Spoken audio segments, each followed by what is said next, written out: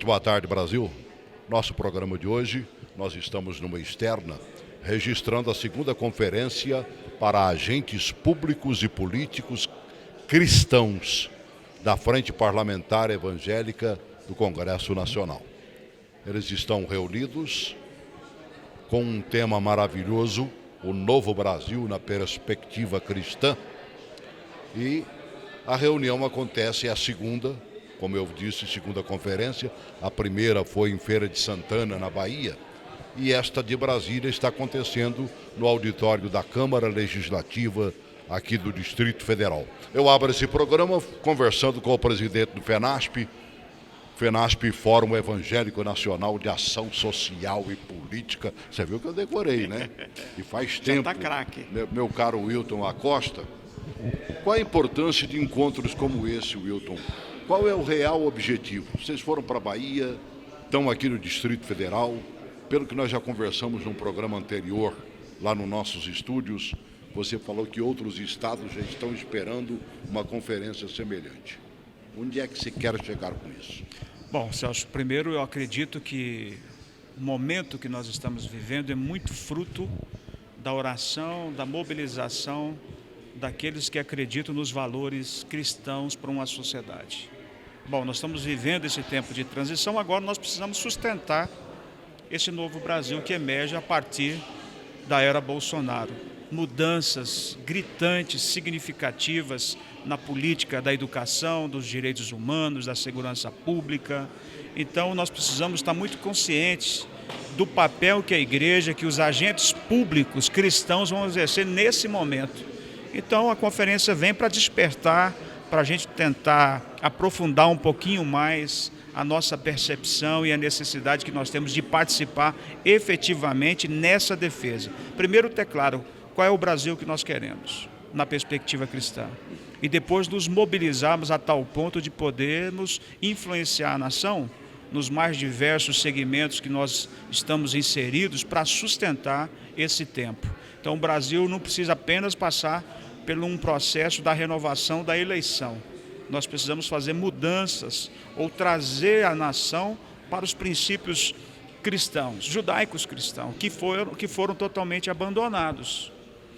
E a nação sofreu com isso. Crise familiar, crise na política, crise econômica, a destruição dos valores sociais, a sala de aula sendo atacada por esse princípio, a educação, a segurança, a cultura, a arte. Nós vamos retomar isso.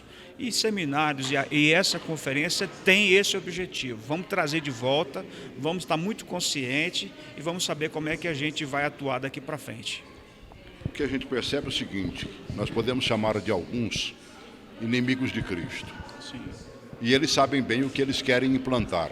Sim. Você, melhor do que ninguém, acompanhou sempre aqui no Congresso Nacional a peleja dessas pessoas.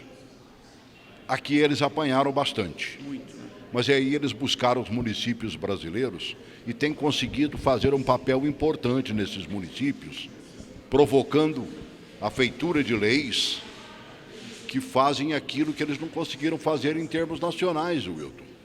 O pequeno município vai merecer atenção para isso também? Não tenha dúvida. O propósito é a gente reunir os agentes públicos, os vereadores, aqueles que operam no Poder Executivo, mobilizando os educadores, os operadores do direito, para que a gente consiga dialogar e ter a coragem de fazer essa defesa. E não é só a defesa religiosa, Celso, não é fazer uma questão apenas religiosa. Nós estamos falando de valores. O Brasil não pode virar as costas, jogar na lata de lixo os valores que sustentam a nação. E nós acreditamos nisso, então nós vamos ter que ter muita consciência, muita responsabilidade, muita coragem, muita fé para poder levantar nossa voz na sala de aula, na Câmara dos Vereadores, nos meios de comunicação. Nós vamos ter que dizer, peraí, vocês querem destruir a nação? Então, eu acredito que a conferência tem esse peso. Então, nós vamos alcançar, sim, os vereadores. Aliás, nós estamos correndo os estados, mas no final do ano nós vamos fazer o grande encontro nacional, onde tem também como objetivo trazê-los todos para Brasília, obviamente, aí no encontro nacional. Essa edição é de Brasília, mas nós faremos a edição nacional e aí sim a gente realmente tentar verticalizar uma ação nacional que vai pautar as câmaras, os estados, as assembleias legislativas e, obviamente, aqui o Congresso Nacional. Então, esse é o objetivo. Próximo encontro vai para onde? Já tem noção? Próximo encontro, possivelmente Paraná. A gente tem dia 21 de setembro, mas aí uma versão mais localizada mesmo. E depois São Paulo, que vai ser um grande encontro em São Paulo também, maravilhoso.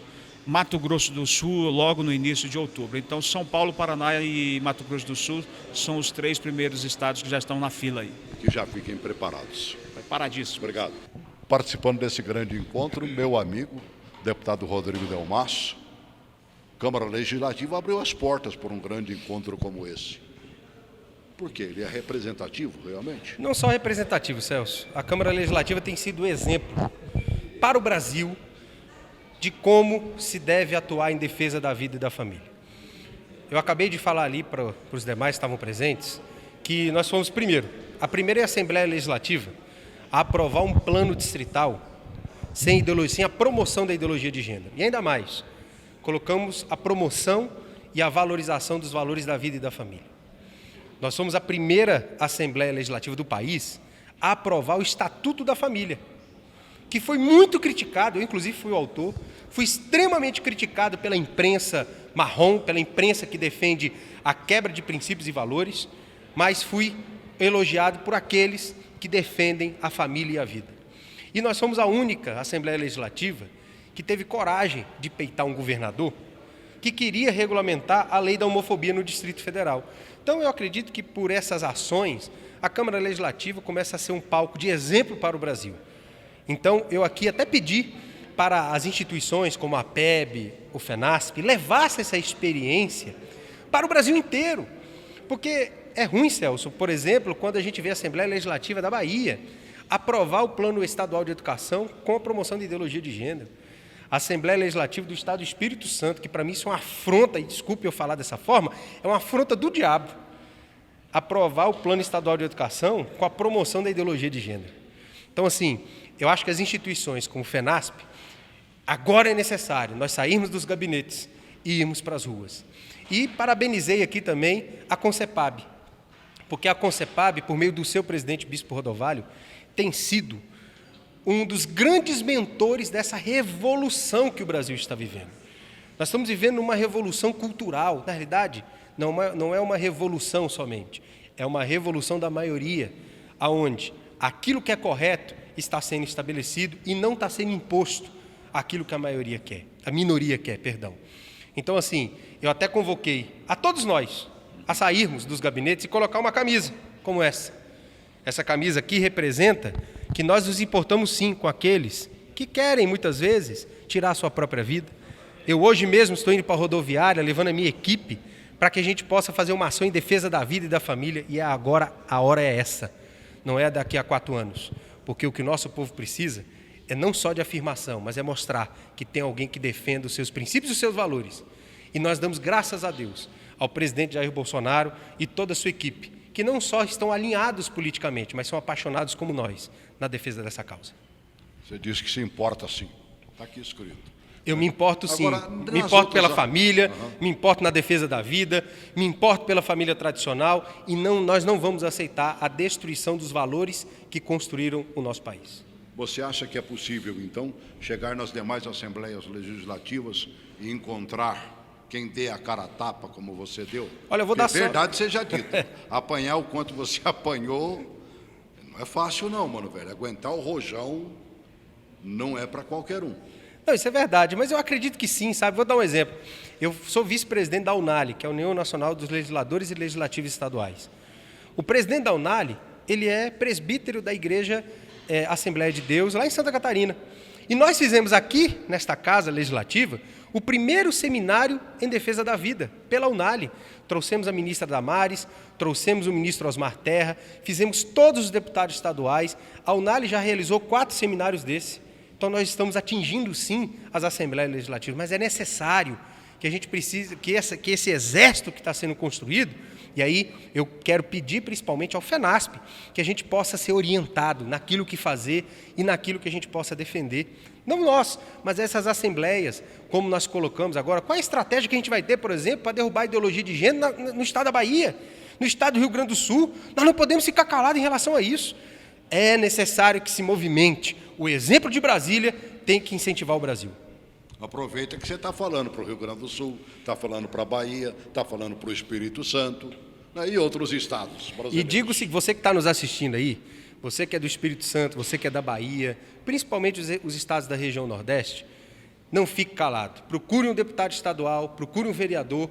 Se na sua cidade ou no seu estado tem ideologia de gênero, peça a ele para tirar a ideologia de gênero do plano distrital, plano estadual ou do plano municipal de educação, porque a família precisa prevalecer. E hoje eu vim, desculpe, desta forma, porque é necessário que nós saiamos dos gabinetes. Hoje à tarde, a equipe do meu gabinete vai para a rodoviária. Nós estamos fazendo uma ação em favor da vida, em combate ao suicídio, à automutilação e ao aborto. E nós estamos mostrando para as pessoas que nós nos importamos com elas sim. Esse movimento que começou na Sara Nossa Terra, que é o movimento do Arena Jovem, eu fiz questão de vir com essa camisa hoje, porque chegou a hora, e nós temos, graças ao nosso Deus, um governo federal que não é só alinhado politicamente, mas acredita e é apaixonado como nós somos, na defesa dos princípios e valores que nós temos, que não tem vergonha de enfrentar a imprensa. Chegou a hora de nós sairmos dos nossos gabinetes, das nossas casas, das nossas salas, do ar-condicionado. Chegou a hora de irmos às ruas e implementar aquilo que nós acreditamos. Vou te dizer, nós somos a maioria, mas infelizmente a maioria está sendo calada pela organização da minoria. Mas quando a maioria se manifesta, ela recebe apoio. Eu nunca. Nós fizemos uma ação semana passada, está aqui o Bispo Santiago, que é meu chefe de gabinete. Está aqui o Bispo Rafael e o Bispo Maurício, que estão conosco nessa luta. Nós na rodoviária fomos aplaudidos. Nós fomos com uma camisa que fizemos, sou contra, e colocamos vestido ao aborto, à ideologia de gênero, sou contra as drogas e sou atrás, a favor da vida. Nós não temos que ter vergonha de vestir a camisa daquilo que nós acreditamos. Porque o Brasil só vai mudar, de fato e de verdade, quando nós apoiarmos ações como a do ministro da Educação. Quando nós começarmos a dar coro e fecharmos os ouvidos para aquilo que o diabo tem falado por meio da imprensa. Lembrando mais uma vez, nós estamos na segunda conferência para agentes públicos e políticos cristãos da Frente Parlamentar Evangélica do Congresso Nacional, mas esse encontro está sendo realizado aqui na Câmara Legislativa do Distrito Federal. Um tema muito expressivo, o novo Brasil na perspectiva cristã. E buscando esse novo Brasil, como já foi dito aqui por companheiros entrevistados, está o governo Bolsonaro. E o governo se fez representar aqui pelo ministro da Educação. Vamos ouvir um pouquinho do que falou o nosso ministro.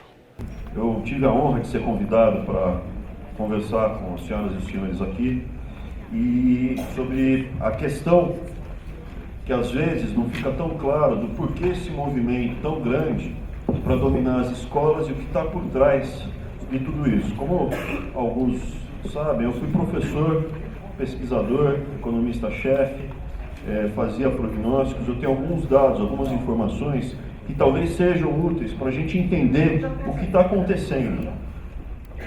Há um plano, é estratégico, é estruturado e continuamente implementado ao longo de décadas. O movimento marxista cultural, a onda vermelha, ela não é estática, são grupos de pensadores. A forma mais eficiente que eu tive para entender o que está acontecendo é a gente encarar o desafio como sendo quase uma religião que vai se adaptando ao longo do tempo. Eles têm a Bíblia deles, que é o Capital, eles têm os grandes pensadores deles e depois tem os santos deles que vão agregando estratégias que são implementadas contra, principalmente no caso, o alvo é o mundo ocidental.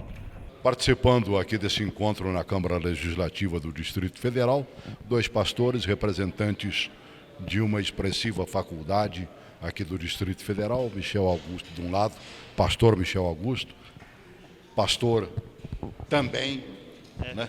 Herbert, aqui do outro lado, né? Vamos lá.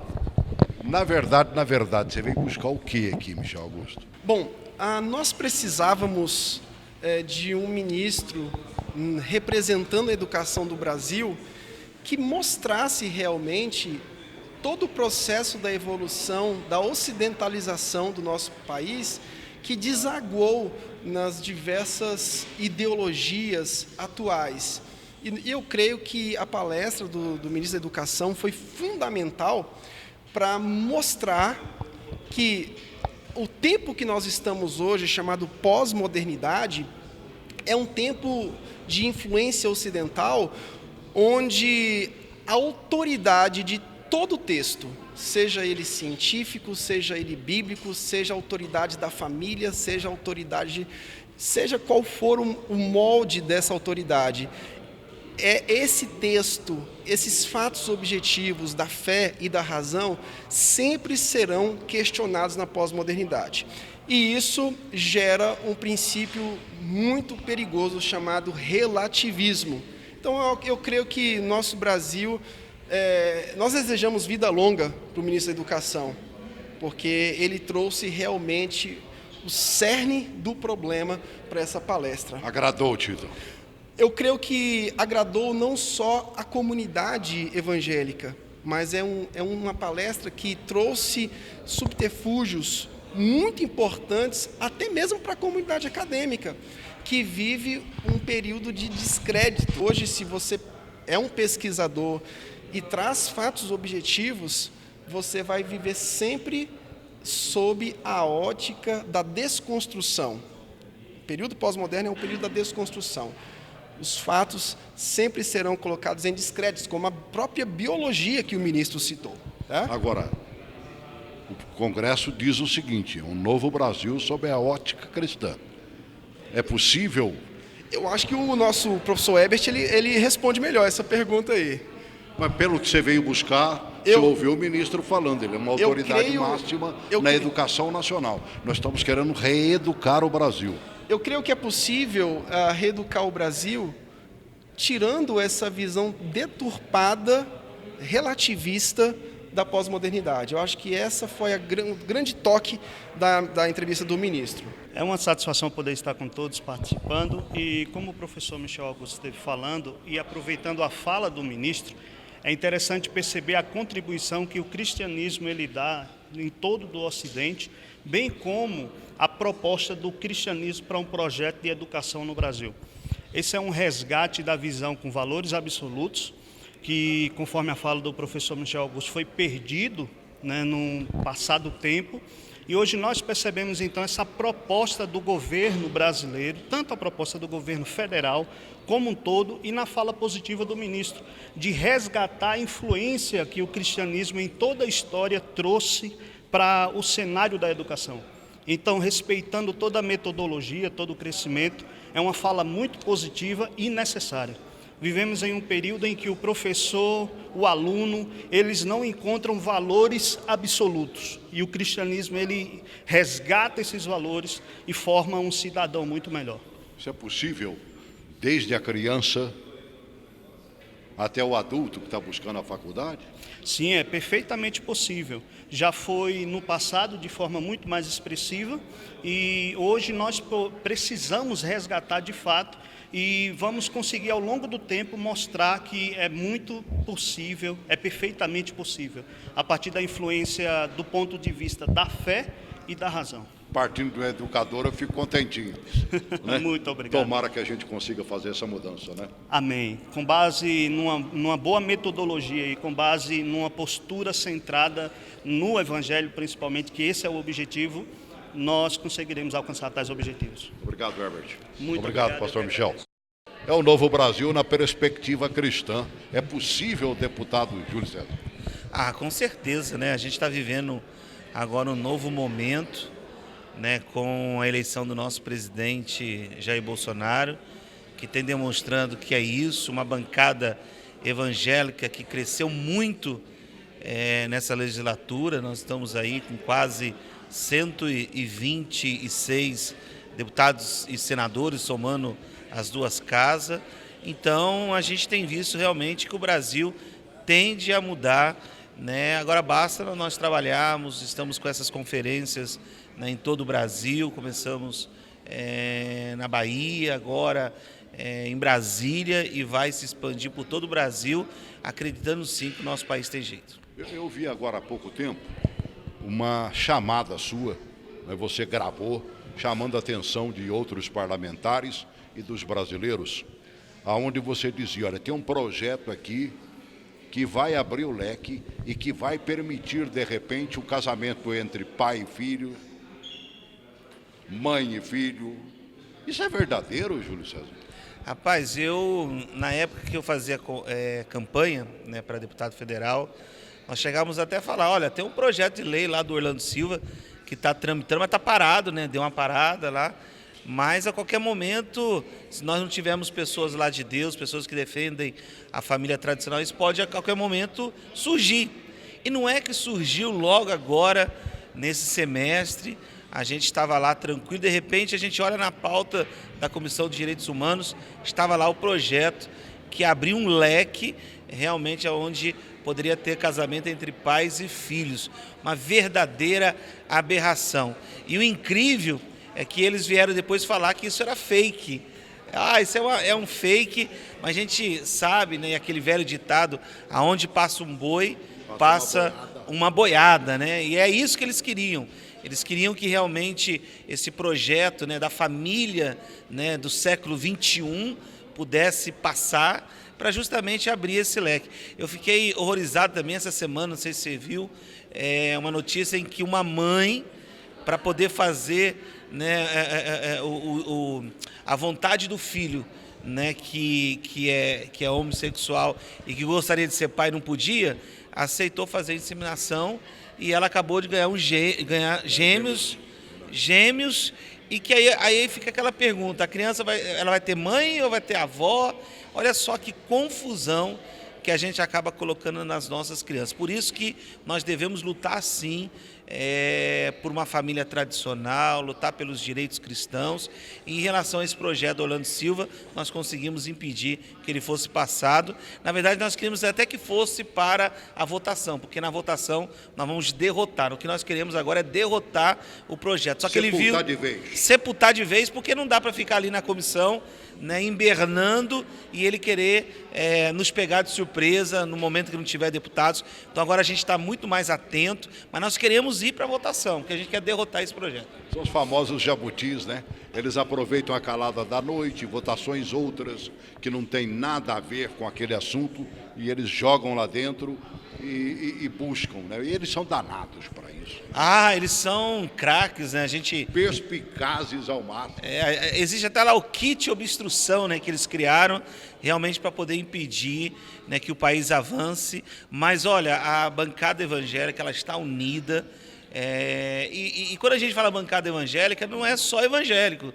Nós temos ali católicos. É cristã, né, é cristã, porque, na verdade, existe muito. O próprio presidente, ele diz para todo mundo que ele é católico, roxo, mas ele defende a família. O que nós precisamos é de pessoas que defendem a família tradicional, e essas conferências vai abrir a mente mais ainda dos nossos pastores locais. Então está de parabéns. Caso como esse que você citou aí, por exemplo, que a gente já conseguiu adormecê-lo, haveremos de sepultá-lo de uma vez. Existem outros lá dentro? Vocês estão de olho realmente em projetos que podem, sabe, acabar de sepultar os princípios cristãos? Olha só, eu fiz um levantamento para vir para essa conferência. Nós temos hoje mais ou menos 2.000 projetos de leis tramitando na casa, que foi dada entrada e que de uma forma direta ou indireta afeta, né, as igrejas, afeta, né, a base familiar. Então, para você ver que nós temos isso tudo mapeado e temos, né, realmente atuado em todas as comissões. Esses dias, na Comissão de Ciência e Tecnologia, num acordo que ia ser feito com os Estados Unidos, nós identificamos lá que estavam colocando a questão de gênero, liberando a questão de gênero numa coisa tão simples. Então a gente está atento, tem lá a regularização da profissão da prostituição também. Então, assim, são projetos que estão lá parados, né? Que se a gente não estiver atento, eles querem passar, mas não vai conseguir porque nós estamos, né, blindados em todas as comissões. Então vocês vejam que não é brincadeira não. São 2.000 projetos que estão lá, né, que atinge direta ou indiretamente aquilo que nós defendemos. Então realmente precisamos estar atentos para que nada de ruim possa passar. Esse grande encontro brasileiro, Conferência para Agentes Públicos e Políticos Cristãos da Frente Parlamentar Evangélica do Congresso Nacional, acontecendo aqui na Câmara Legislativa do Distrito Federal, e que busca um foco importante que é o Novo Brasil na perspectiva cristã. Estou ao lado de um pastor que hoje está secretário nacional dos direitos da criança e do adolescente e que hoje, inclusive, representou a ministra Damares Alves, né, que não conseguiu chegar a tempo, mas que bom, porque nós estamos falando de uma mudança e se essa mudança não acontecer na criança e no adolescente, nós não vamos chegar a lugar nenhum, pastor. Bom, é isso aí.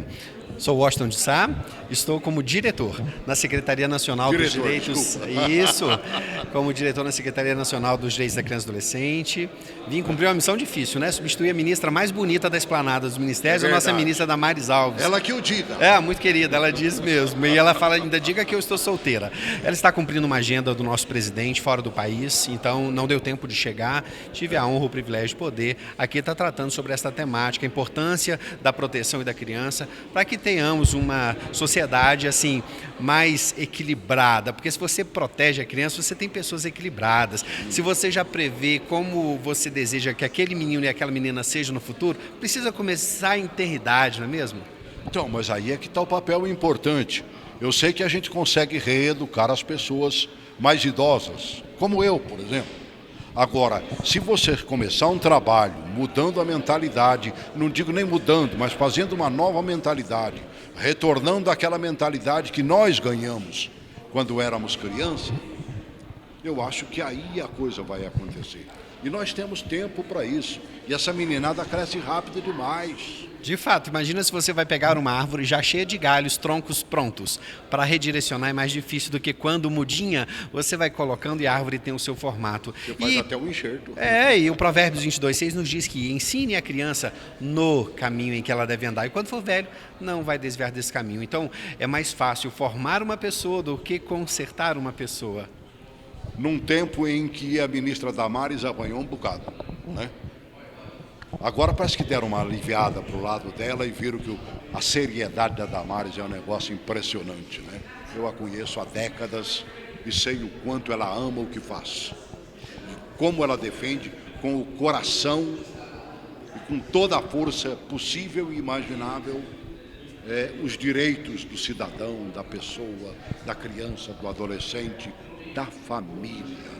Verdade, caminhamos juntos há quase 2 décadas, e eu e a ministra Damares, quando ainda lá assessora parlamentar em deputado, depois assessora parlamentar do senador, CPI da pedofilia, CPI dos maus tratos, e eu sou idealizador, fundador da Rede Internacional Infância Protegida, do qual ela faz parte desde o início também. Então Damares é uma apaixonada pela causa e ninguém mexe com crianças, enquanto estiver perto dela, ninguém toca em crianças. Então uma prioridade absoluta do ministério dela, de fato, é a nossa Constituição Federal, artigo 227. Prioridade absoluta, criança e adolescente.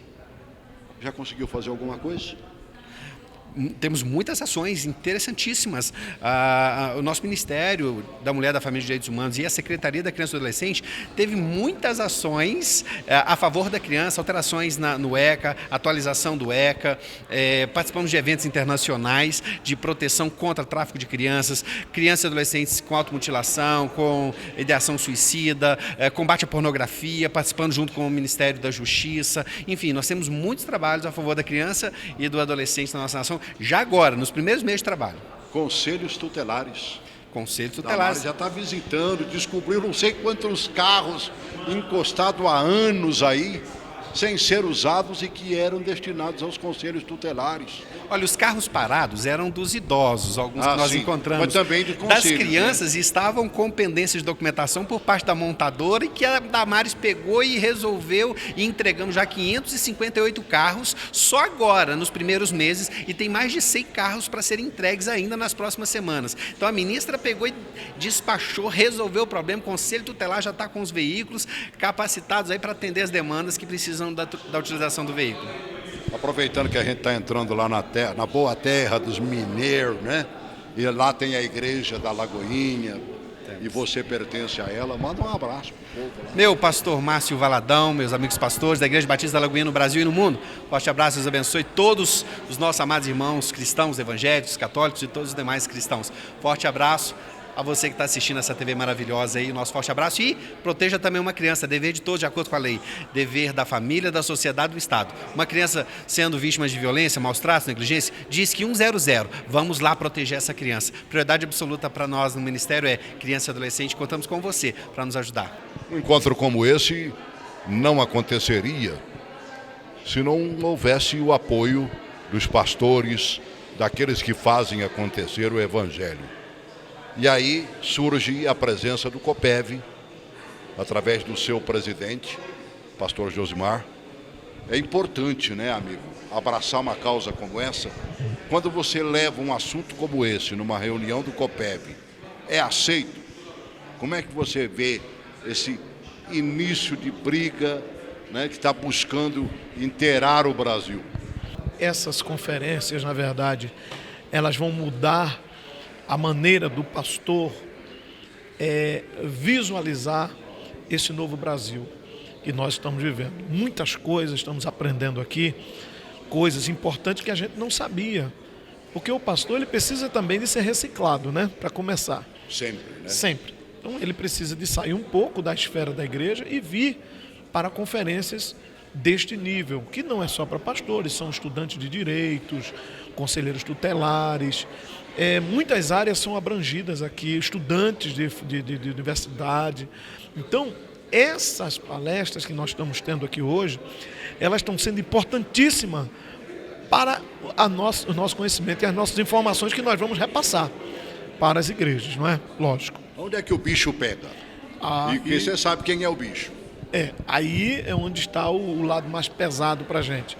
Hoje, a intenção das conferências é mudar dar uma nova roupagem na perspectiva cristã do Brasil. Porque durante muitos anos nós fomos muito afetados. Fomos afetados diretamente, nossas crianças, adolescentes, jovens, as faculdades foram afetadas, muitas áreas foram afetadas.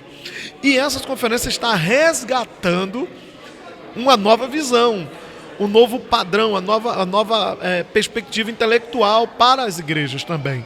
Porque tem coisas que nós estamos vivendo que hoje não está vivendo mais, não está podendo mais. Tipo, Josimar? Por exemplo, na esfera... Por exemplo, na esfera de questão da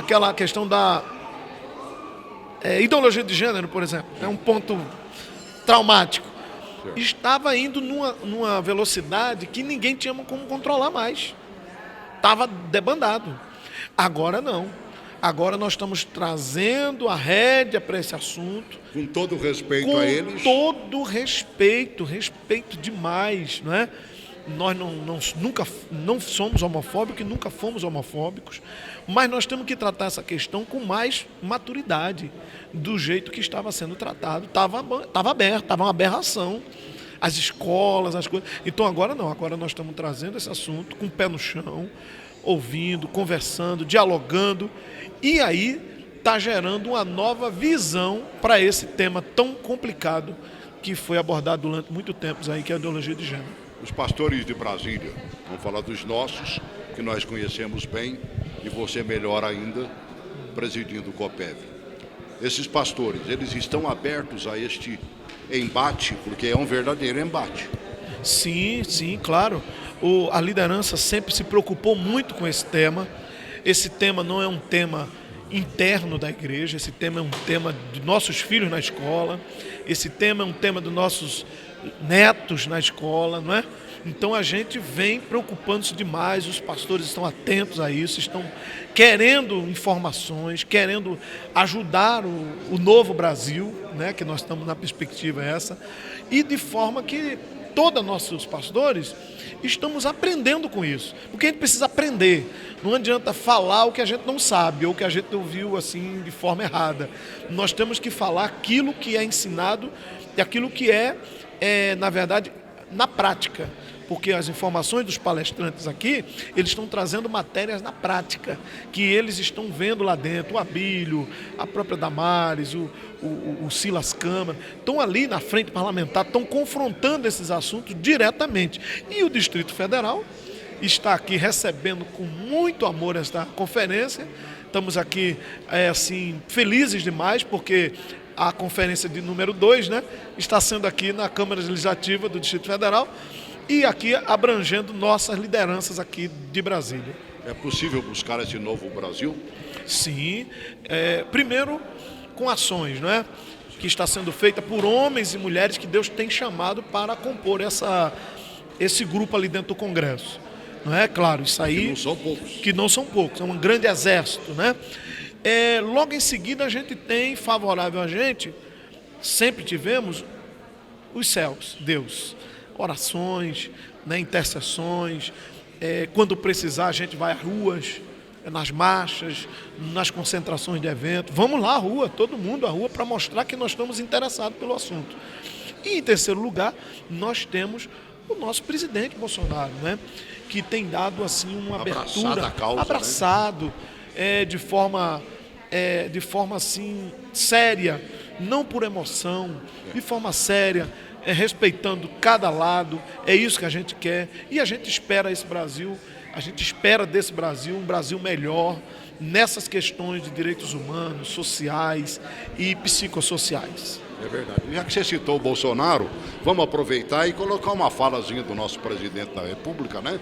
Exatamente mostrando a busca desses princípios que motivam uma conferência como essa, um simpósio como esse, buscando um novo Brasil. Esta é a nossa busca e com certeza a do presidente da República. Veja aí esse vídeo.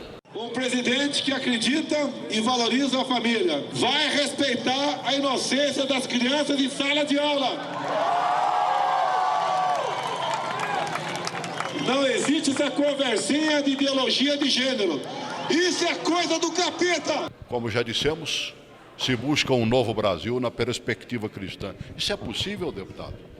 É possível, mas conferências como essas é importante para reflexões. E uma reflexão que eu faço, por exemplo, que o número de evangélicos está aí aproximadamente 60 milhões. Então está crescendo o número de evangélicos. Mas por que ao mesmo tempo cresce o número de desempregados, o número de viciados, de drogados, o número de abusos sexuais com as crianças, com os adolescentes? Por que a estatística negativa ela cresce juntamente com o número de evangélicos que também cresce?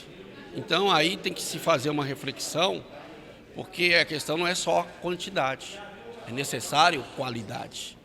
Não adianta palavras sem essência, não adianta ética se ela não tiver conteúdo, se não for verdadeiro, se transforma apenas em estética, né? Não adianta o conteúdo, o rótulo, se não tem a ver com o conteúdo. O rótulo é uma coisa, o conteúdo é outra. Então, os evangélicos têm essa visão de mudar o Brasil, mas cada evangélico tem que fazer uma reflexão. O que eu estou produzindo, o que eu sou, para realmente, de fato, mudar o Brasil. E se é para orar para o Brasil mudar, a oração tem que ser verdadeira, tem que ser sincera, tem que ser imbuída de fé. Senão a oração não tem efeito. Você está dizendo que a gente tem que começar de dentro de casa mesmo? Exatamente. Começa a mudança dentro de casa para poder essa mudança ser externizada do lado de fora. Aí sim vamos conseguir melhores resultados no Brasil através dos evangélicos. Não estou falando nem de ação pública, ação do governo. Estou falando os evangélicos em si, já é o suficiente para poder atrair e conseguir alcançar resultados melhores para o nosso Brasil. Ações dos evangélicos verdadeiros, independentemente de religião, de denominação, etc. Sinceramente, o coração diz que isso é possível? É possível, porque a gente sabe que existem exemplos na Bíblia de mudança, de transformação. A gente tem que compreender e entender a vontade de Deus. Qual é a vontade de Deus? A vontade de Deus é o fracasso? A vontade de Deus são os números negativos? A vontade de Deus é que todo mundo venha gemer, sofrer, padecer com miséria? Não. É fácil entender a vontade de Deus. Deus, Ele quer o melhor. Agora, cabe cada nós evangélicos se encaixar, se enquadrar no centro da vontade de Deus para que esses resultados então venham a aparecer. Esse movimento que pretende ir para todo o Brasil é de suma importância para quem quer uma mudança realmente na nação brasileira. Eu diria que é até um resgate. E você, como presidente da Frente Parlamentar Evangélica, deputado Silas Câmara, eu acho que tem um papel importantíssimo nesse momento. Tanto é que a frente abraçou essa causa. É verdade, a Bíblia diz que erra quem não conhece. E às vezes as pessoas, por não conhecer os resultados concretos de uma atuação parlamentar, seja no Congresso Nacional, Senado e Câmara, numa Câmara Distrital, por exemplo, que tivemos um belíssimo depoimento do deputado Delmácio, a quem eu parabenizo, as pessoas acham que o voto vota por votar. No Brasil, quem decide as coisas, por incrível que pareça, regras de vida, comportamento do Executivo, julgamento do Judiciário, é o Legislativo. Portanto, é importante as pessoas saberem que ao votar, ao escolher, devem de fato escolher pessoas que pensam intimamente, inclusive no âmbito espiritual, como elas pensam, porque isso vai dar a elas o direito de dormir pensando, posso ficar tranquila, porque alguém que não arredará o pé daquilo que eu tenho como princípio, estará defendendo e fazendo as leis justas que eu espero que tenha sobre mim efeito, e sobre minha família, minha casa e sobre a minha vida. Você, com tanto tempo de Câmara, deve ter percebido como é que está essa frente parlamentar atual. Aliás, das mais representativas. Né? Já somávamos grande número na Câmara, somamos muito mais hoje. E no Senado, que a gente sempre era desse tamanhozinho, hoje nós já somos 12 no Senado. Então dá para fazer essa mudança, sinceramente? Eu acho que não só dá para fazer essa mudança de conceito, de tamanho e de atuação, como também dá para você ter como se movimentar dentro do Congresso Nacional, sabendo que as coisas não são mais como no passado. Somos 1/5 do Congresso Nacional, 1/5. Então, para onde nós nos movimentarmos agora, não só apenas pela influência, como era no passado, e éramos já considerados uma bancada que estava entre as 3 mais atuantes, né? Hoje nós somos considerados uma bancada que não está menos do que entre as 2, tanto numericamente como também nas suas ações. E eu posso afirmar que, como foi me dado responsabilidade de falar sobre ações estratégicas para a manutenção do Novo Brasil, que essa bancada está comprometida. Agora resta esse tipo de compromisso que já nos levou à Bahia, nos trouxe ao Distrito Federal, esse mês ainda nos levará a São Paulo, ao Paraná e ao Rio Grande do Sul, levando a mensagem para estimular que lideranças religiosas cristãs possam continuar discipulando as pessoas para entender que para se permanecer e para se estruturar e manter um novo Brasil com esse princípio de Deus, a família e a vida, o povo, nós precisamos exercer a nossa cidadania. Você vem de um estado onde o interior é interior mesmo. Você viaja lá 12 dias para poder chegar num rincão do estado do Amazonas, né? E ali em toda a Amazônia. É verdade. Agora, nós vamos viver um momento importante no próximo ano, que é o momento da política no município, que é a eleição de prefeitos e vereadores. Perfeitamente, e é por isso mesmo que nós estamos nos apressando nessas conferências estaduais. Em dezembro teremos uma grande conferência em Brasília com a presença de todos os estados para dizer, como você viu há pouco na minha conferência, na minha palestra, eu dizendo aos líderes, se animem, preparem pessoas, levantem pessoas e façam o máximo que vocês puderem no discipulado fora de tempo, para que quando chegar no tempo, que também tem que ser feito, seja mais simples, mais leve, mais suave, e as pessoas entendam que isso é tão importante, que a gente trata sobre cidadania todo minuto, toda hora, que é preciso ter um seminário na igreja, escola bíblica dominical, um culto de ensino, você falar sobre cidadania. O município brasileiro está preparado? Você acha que está na hora de nascer um novo município brasileiro? Eu não tenho dúvida disso. O exemplo está dado a partir da eleição geral. Sim. Essa eleição para presidente da República, para governadores, senadores, deputados federais, deputados estaduais e distrital, mostrou de forma muito clara que é possível mudar. Eu acredito que o nosso grande desafio é os nossos líderes maiores do segmento cristão, seja ele evangélico, católico, foi cristão, deve se preparar para isso.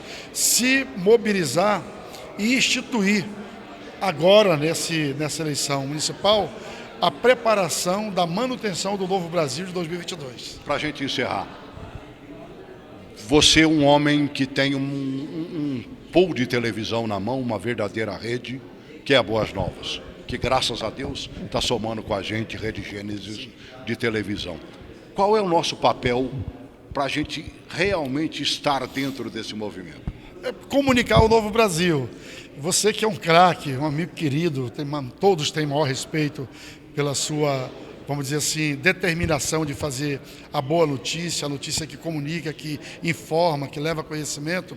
A nossa comunicação cristã brasileira, e poderíamos ampliar Boas Novas, Gênesis, Super, Gospel, Hit, entre outras, tem um compromisso muito grande. Eu ainda posso dizer, e aqui a gente faz meia culpa, ainda vejo um espaço muito grande para que nós possamos criar dentro desse conjunto de oportunidade que Deus nos deu, quadros, programas que tenham uma profundidade da reflexão das lideranças do Brasil, de que nós vivemos num país democrático. Nós não podemos reclamar do que é resultado eleitoral, porque todos nós votamos. Então temos oportunidade de votar. Então fica aqui o meu registro de que eu até acho que a Boas Novas e a Gênesis fazem isso indiretamente com a quantidade imensa, não apenas de transmissão de cultos, mas de programas de ensino, de discipulado, que isso é muito importante. Portanto, eu acredito que vai melhorar, porque nós estamos aqui, vamos dizer, todos muito determinados em colaborar com esse novo Brasil que apareceu e estabelecê-lo, inclusive, como continuidade, como reino. Mas a comunicação ela é estratégica e importante nesse momento do Brasil. Grande abraço. Grande abraço, Deus abençoe. Também participando desse grande encontro, o deputado Abílio Santana, Comissão de Direitos Humanos, e é tudo que a gente está buscando, né? Voltar aos velhos e queridos direitos humanos que conseguiram soerguer essa nação. Eu estava ouvindo a sua palavra, ouvi a sua oração, né? E você toca exatamente nesse aspecto. O que a gente tem que fazer para vencer isso, Abílio? Eu quero cumprimentar os amados telespectadores e obrigado pelo precedente que nos abre para chegarmos até os amados telespectadores através desta tão indizível TV Gênesis. Eu só posso dizer que este simpósio ele surgiu na hora precisa, porque o nosso Brasil ele está carecendo de voltar aos marcos antigos. Nós teremos tempo suficiente para buscar isso agora? Quer dizer, dá para fazer isso em quanto tempo? Dá para mudar, por exemplo? Dá para ser um Juscelino Kubitschek, fazer 50 anos em 5? Eu penso o seguinte, o mal sempre vai existir, né? Sempre. Eu posso afirmar que nunca é tarde para iniciarmos ou tentarmos. Então eu penso o seguinte, né, podemos fazer o papel da andorinha. Há um adágio que diz que uma andorinha só não faz verão, mas sempre tem a primeira que diz, vamos lá. Então, eu penso o seguinte, a Frente Parlamentar Evangélica está fazendo a sua parte. Eu sei que o mal sempre vai existir, isso é indiscutível, mas se o cidadão de bem se calar, o mal sempre vai triunfar. Então, eu penso, afirmo, digo que é só uma questão de tempo, para já a gente ver que vencemos o mal. A andorinha sozinha que gritou pelas outras virou capitã, virou general e tudo mais. Quem é o grande general, o grande capitão hoje que pode gritar e levar o Brasil de volta à sua família, à vida cristã?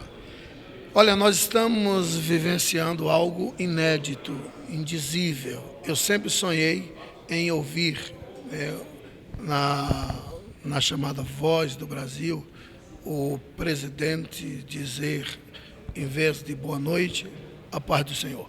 Então, eu vejo e já posso perceber que estamos a caminho. Nós temos hoje um comandante, nós temos o nosso presidente que diz que é Deus acima de tudo, né? Ou seja, o Brasil acima de tudo e Deus acima de todos. Se temos esse general, né, para valer lá, o grande comandante no executivo, legislativo, na força representativa da sua frente parlamentar evangélica, está faltando pouco, não está, não? Eu diria que logo a gente vai começar a aplaudir a nossa vitória, né? O mal sempre vai existir, mas aprisionado, né? Ou seja, a verdade, ela demora, mas quando ela chega, de fato, ela vence. A busca de um novo Brasil na perspectiva cristã tem que nascer lá dentro do Congresso Nacional. Deputado Eli, é possível? Com certeza, já avançamos muito e queremos avançar mais. A Bíblia diz que quando o povo de Deus tem unidade, ele é capaz de, através do joelho e das ações, mudar os destinos de uma nação. Agora, a gente às vezes busca fazer isso de cima para baixo.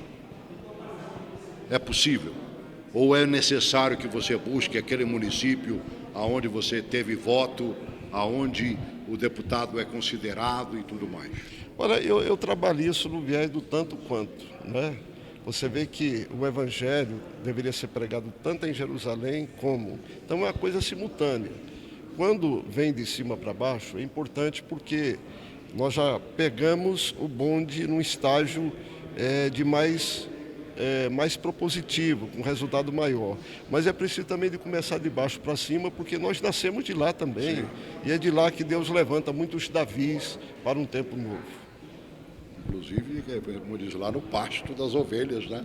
Com cheiro de ovelha, né?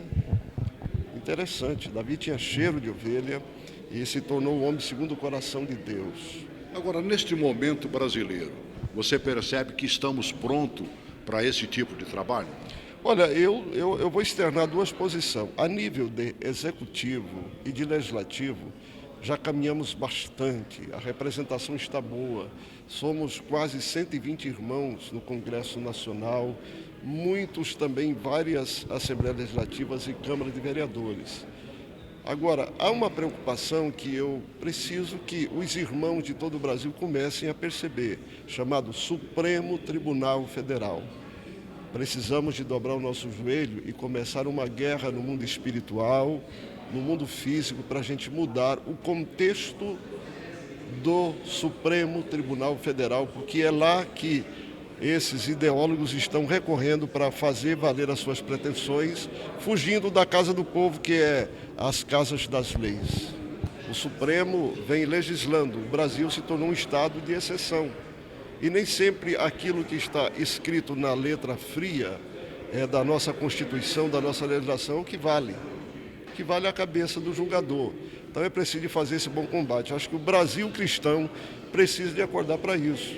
É de lá que vem a história da homofobia, é de lá que vem a história da união de duas pessoas do mesmo sexo, é de lá que estão tentando resolver a questão do aborto, é lá que estão tentando resolver a questão da liberação das drogas. Então é preciso de nos unirmos nessa questão. E aí só o poder da oração, deputado? Olha, eu sempre acreditei que dentro da palavra oração tem a palavra ação. Tem o voto convertido. Eu tenho uma palestra chamada Democracia e o Império das Leis. Eu falo da conversão do voto. O voto do cristão ele não pode ser negociador. O voto do cristão tem que ser rendido à cruz, espero que entenda esse estilo de falar, para que o nosso Cristo possa comandar efetivamente o voto de cada irmão do Brasil, de cada lugar do menor até o maior. Voto de milhões de irmãos convertidos, representação maior nas câmaras, nas casas de leis e uma mudança forte também no poder judiciário, e nós já temos o resultado disso no Executivo. Eu aproveito para encerrar esse programa que eu estou gravando aqui com o senhor, pedindo que o senhor se manifeste uma palavra de fé para os nossos telespectadores, para que a gente possa encerrar esse programa. Bom, eu quero mandar um abraço a todos, ao meu querido Bispo Hamilton, lá de Palmas. E a expressão forte da Bíblia é essa: e se meu povo, que se chama pelo meu nome, se humilhar, ponto 1, e orar, 2, e se converter, 3, então, e eu gosto desse então, eu sou apaixonado por ele. Olha o ego vai me dizendo: eu ouvirei dos céus. Primeiro perdoa os pecados e depois eu saro a terra. Deus está sarando o Brasil, nós precisamos de continuar para frente no sentido dessa boa representação, no sentido de compreendermos que Deus tem um tempo novo para nós, mas depende da nossa atuação como homens convertidos, com votos convertidos. Para encerrar para valer então, Senhor, sara a nossa terra. Senhor, sara a nossa terra. Grande abraço. Que lindo é isso, grande que Deus nos abençoe. Vamos para um tempo novo do Brasil, que Deus traga qualquer irmão de qualquer lugar para esse tempo novo, e eu tenho certeza que o Brasil, celeiro do mundo, ainda vai fazer história como a nação que Deus trabalha, porque tem milhões de adoradores de fato no nosso torrão pátrio. Grande abraço para ti. Obrigado. Um grande abraço para você também. Fique com Deus.